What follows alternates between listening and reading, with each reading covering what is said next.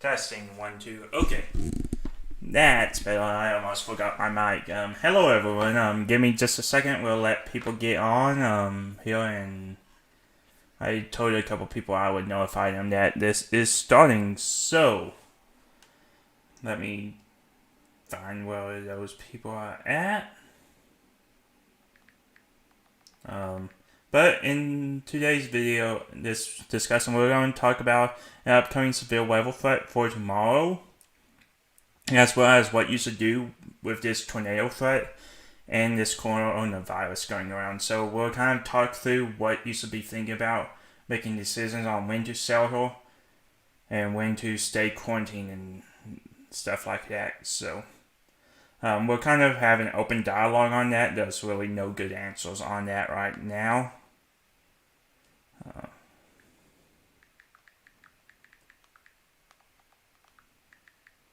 Alright. Sorry, just finished notifying everybody that I need to that we are now online. So let's get started. Alright. So what you're looking at now is the day 2 outlook from the Storm Prediction Center in Norman. So this is just guidance given to us meteorologists as what we can expect and what the meteorologists at the SPC are thinking could happen. So as you can see, there's an enhanced risk for the very southwestern portion of the state, and then moving to a slight risk for generally west of I-35. Now, this doesn't correspond to tornado wind and hail exactly, so I'll toggle through these percentages that they've put out for our guidance. So the tornado risk, basically 2% west of I-44 plus a little bit in south central Oklahoma, and anywhere west of I-35 we'll have a 5% tornado. You may say 5%, that's not a lot. This is really when we start to think about tornadoes, is when it hits 2% sometimes and 5% other times. So definitely a good tornado risk for tomorrow. Wind, same thing, and hail, 15%. So really your main threats are going to be hail and wind with a couple of tornadoes in there. Now, I could read you all this text if you wanted, but it's going to be a lot of gobbledygook that us meteorologists are like, yes! But most people are like, what? So I'll just skip over this. And I really haven't poured over the data thoroughly yet, so I'm going to be discussing the models with you as I go through them. So if you have any questions while I'm doing this, feel free to hop in and we'll discuss.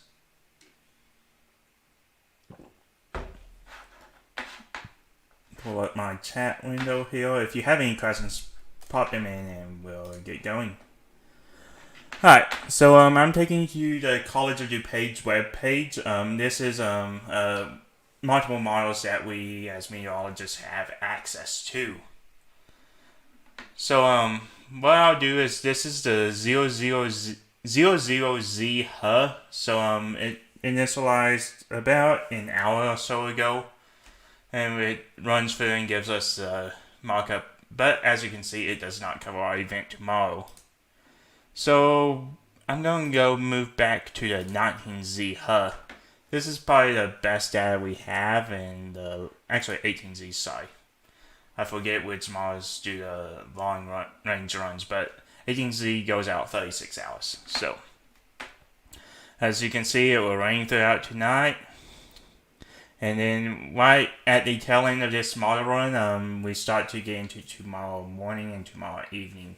So this is going to be a time of concern for this event. So as we move on, we can see storms start to initialize about this time tomorrow evening. And they'll move across. And looks like going to be a linear system, a QCS type system. So lots of rain is expected with this, so flooding will continue to be an issue. I know there's been a lot of rain already, and that issue's only going to get worse.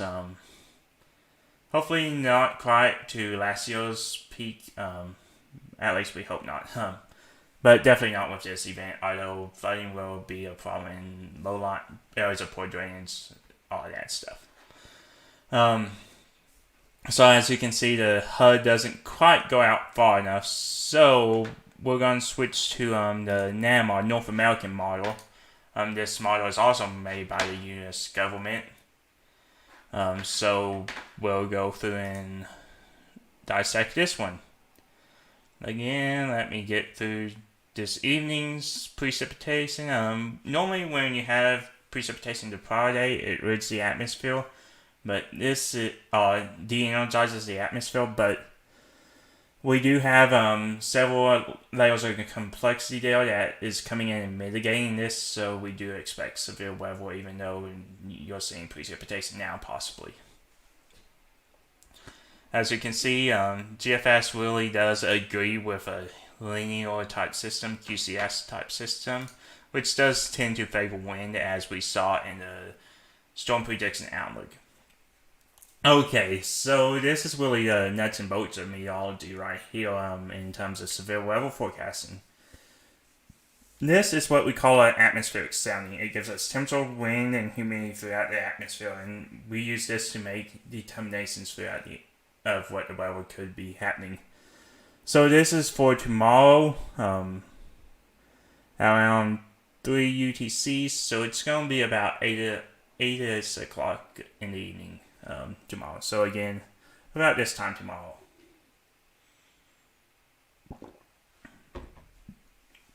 So you notice that the profile, this little inversion that I'm suckling, you can't see my mouse there, but about 850 on this graph over here, above that line there's a little temperature inversion, what you may be heard called a cap.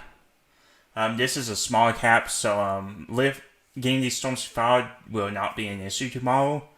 So we're looking at that. Temperatures appear to be well below freezing for much of the storm. So again, hail is definitely possible, although the intensity of the updrafts are weak, so we're looking at smaller sized hail. And really, we've judged that by this 0 degree blue dash line, or the one on the right. I wish I could show you my mouse, it makes it a lot easier. Sorry, I had to throw this setup together today. But this yellow line, a lot of it's be low freezing, so hail will be able to form there. And then the most important part that you're probably wondering is tornadoes. That's going to be these wind bobs over on the right side of the plot. And we'll notice that the winds turn clockwise with height. That's what we call veering winds, which is conducive for tornadoes and storm life. It means the storm's going to continue to get fed in energy to it until it passes. Warm, moist air, which is what a storm needs to live. So next we look at the degree of which this the degree of which the wind's turning with height, which is what you need to get spin. So we use a parameter which is called SRH, or storm relative velocity. Again, this is storm's ability to spin most planes. We're seeing low SRH values, but we are also seeing low LCL heights, which is the cloud base. So the clouds will be very low to the ground because it's very humid outside. So we'll be looking at a little bit of SRH, just enough to get things spinning, and then the tornado will not have far to go to reach to the ground. Now, the good news is since the winds aren't quite as strong as some of our April and May events, we are looking at tornadoes on the weaker side. EF0s to EF2s maybe, and EF3 if you're living just wrong. But we'll see how that plays out tomorrow. We'll get more information in tomorrow morning so we can make more accurate estimates of this. So chat. Hello, Barbara. Let's see. Nothing else now. So again, this is just a NAM model.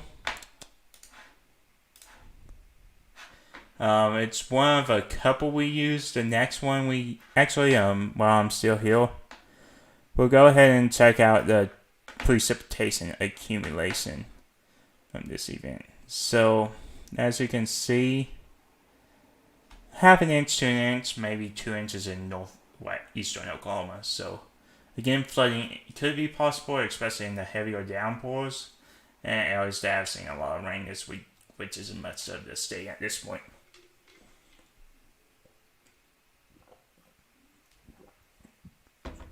Okay. Next, we'll talk about the GFS model, which is again another model that the government puts out for us to use. Again, we'll look at this event. Again, this is kind of harder to see, but we're looking at again a more convective blob. So QCS again. So good, we're getting model alignments on this. And we'll go back to pre-storm atmosphere. So this will be the atmosphere the storm has to work with when it moves through. Right? Hold on. I'm gonna have to click something wrong. Let's see. Z, yes. 21Z on Wednesday. Okay. Right? Yeah. Okay. So again, we'll take a look at the atmosphere. If things will load. There we go. Yeah, this is looking a little bit better. Not sure exactly what's going on here. I think this atmosphere just hasn't been returned properly.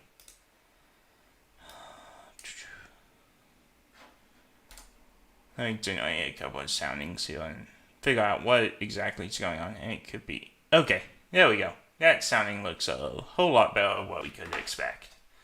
A little bit of the insight behind me when we're trying to figure out what exactly is going on. Have to look at the right time. So this is going to be a little bit later of the evening. The GFS actually has the storm system coming in slow, which is good because we may not have as much atmosphere available for the storm to work with in terms of convective potential, severe storm potential, I should say. So, again, we see more stale, a little bit less of a hail threat on this model. Winds, again, varying with height mostly. So again, storms will have enough energy to kind of come together. And SRH still appears right around the 164 to 202 mark, which is a little bit higher than we've seen in the NAM. So this is indicating maybe a little bit stronger tornadoes are possible, but still talking the EF0 to EF2, maybe EF3 range. So again, we're talking about weaker tornadoes, which is good for this event, given our circumstances especially.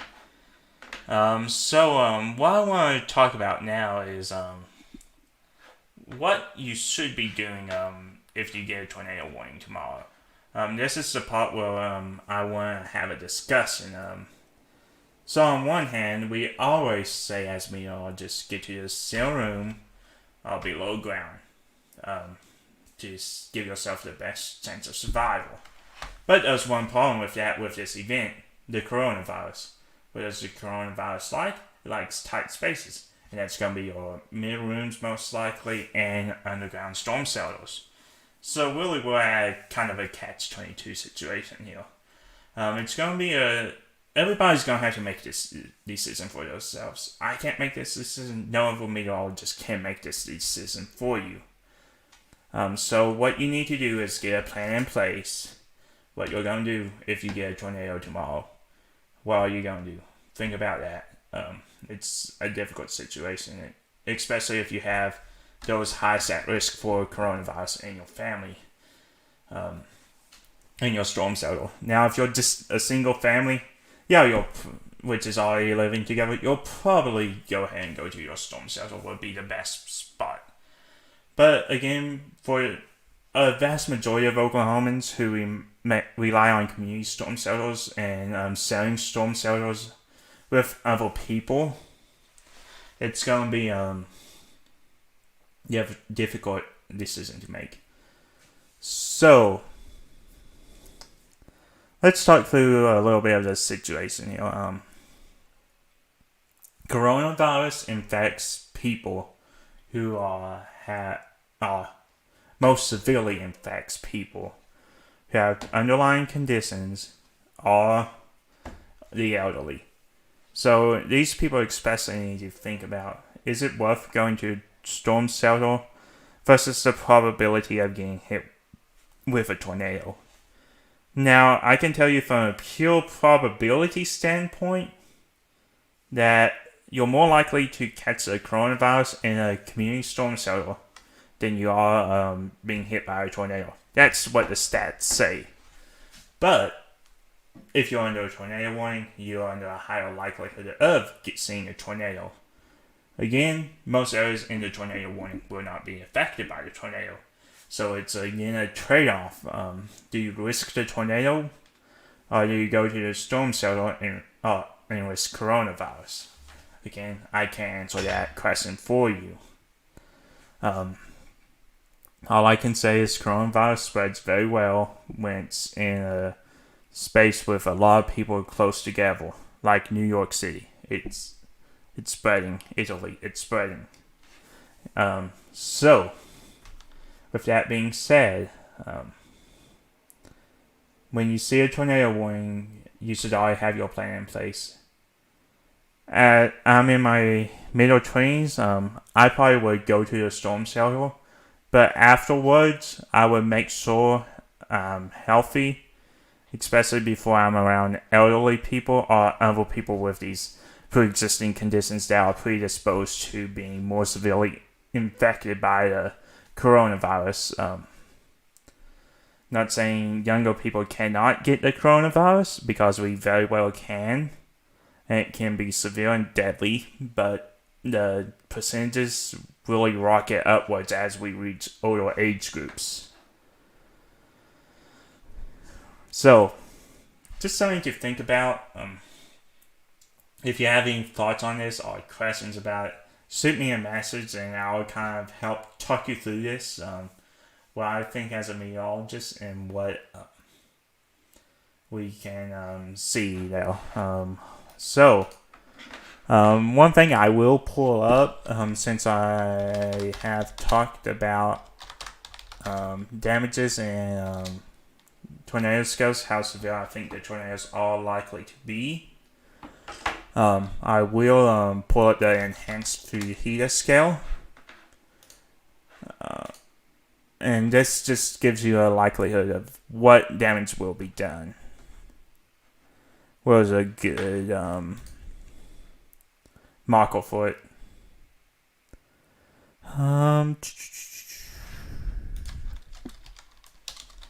Sorry, I did not have this prepared. This is a spur of the moment thing.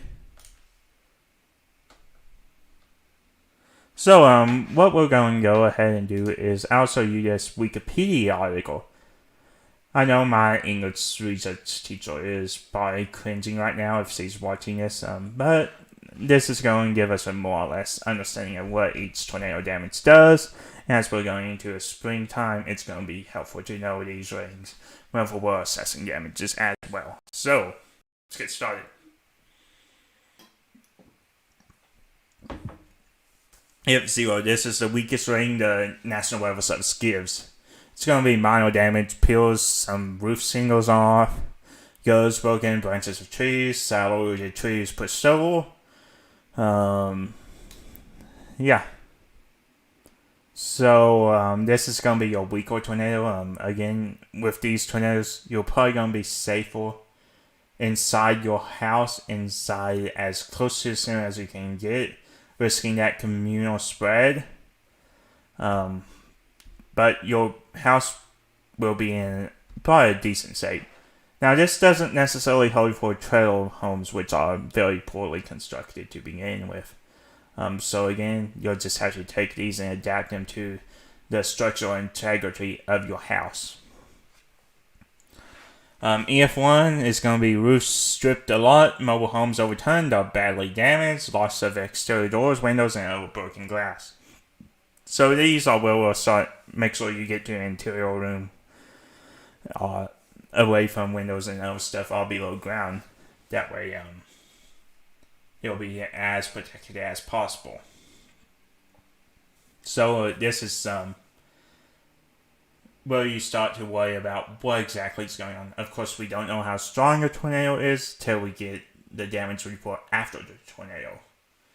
So again, I'm just giving you these ranges of what's possible. Again, we're looking at EF1s to EF2s tomorrow. With EF2s, escalate, well-constructed homes have roofs blown off, foundation and frame homes sifted, mobile homes completely destroyed, large trees snapped or rooted, light object missiles generated, cars lifted off the ground. So this is where we really start to wrap things up, and you need to be inside in an interior room, definitely away from as many walls between you and the outside as possible, all below ground. And EF3 is entire stories of well-constructed homes destroyed, severe damage to large buildings, trains overturned, trees debarked, heavy cars lifted off the ground, structures with weak foundations are badly damaged. Again, just a step up. Anything EF2 and EF3, you're looking at more severe damage.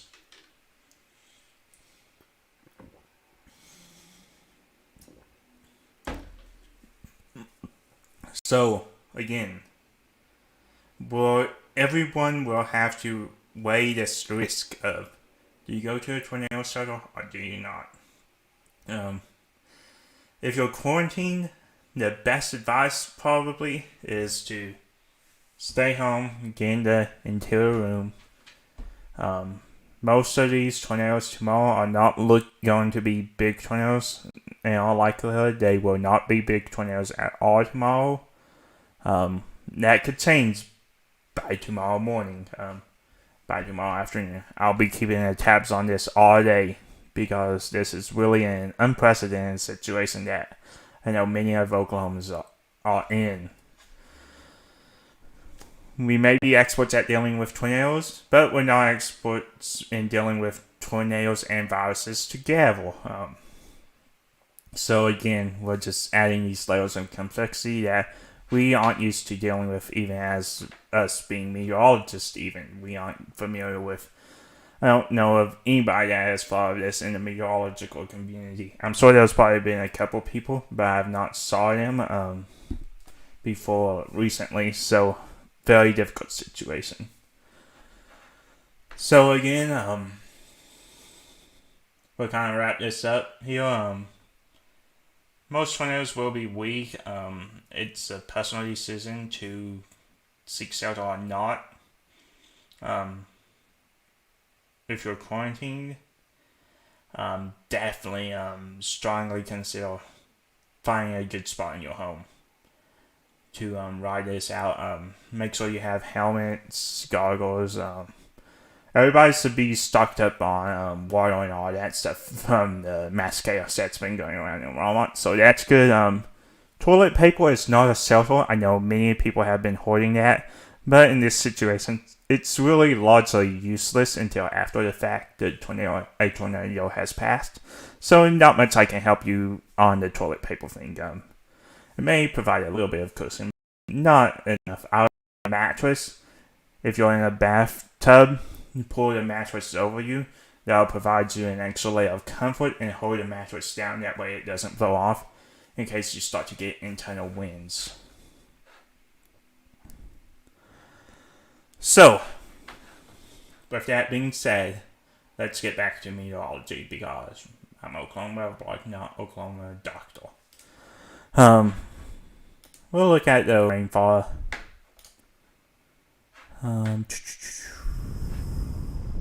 This will just give us an idea of what flooding we can expect. There we go. And we'll look at the past 5 days of rainfall. Looks like much of the state has received between 2 and 3 inches, maybe a couple of areas of 4 inches. So again, these areas that have had stronger storms move through them the past couple of days will have a higher risk of flooding. good news is the two highest precipitation bands at this moment in time do not appear to be co-located, so the flooding threat may be minimized. But again, if you do encounter flooded roadways, turn around, don't drown, be smart.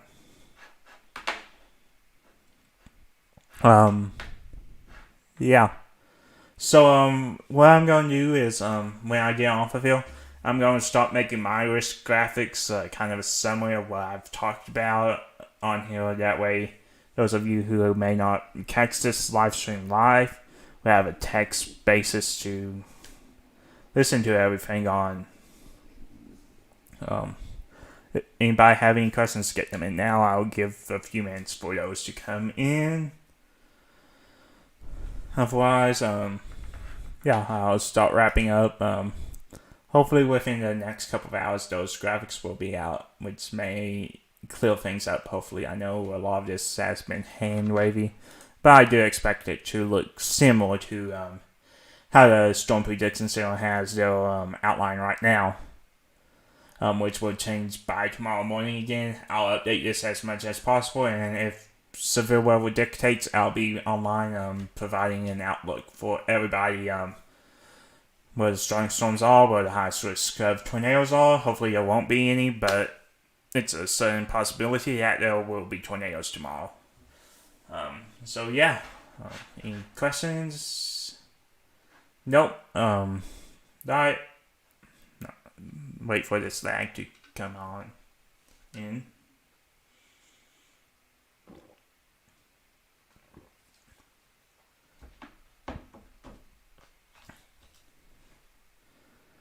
Alright, again, if stuff dictates, I may try to do a Neville briefing around noon tomorrow, live stream, during lunchtime. I know many of you are working from home, which is smart to do. I'm working from home myself during this.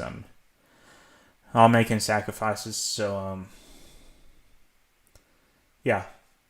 just be on the lookout, be safe, have your storm, precautions in place, ready to put into place tomorrow. I do recommend 3 sources of weather alerts. First one being a weather radio. Second one being a smartphone app. Third one being a TV media station. That way, if one fails, you have a couple backups, and if 2 fail, you have a backup. So definitely make sure you are well aware. Now, something I want to point out, you may have heard about the Nashville tornadoes and a lot of panic coming out that they did not hear the outdoor warning signs with him. Well, that's how the outdoor warning signs are designed. So, if you're outside, you probably can't hear them. But if you're inside, you shouldn't be able to hear them. Or if you do, it's very faint.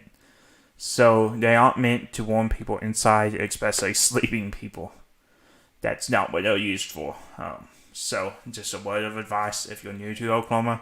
If you just haven't heard that before, that's general advice. Alright, thank everyone for listening. If you have any questions, shoot them my way. I'll be monitoring social media over the next couple of days for sure, just to get all the questions in and answered, as I'm sure many people are panicked about the severe threat on top of the coronavirus. Alright,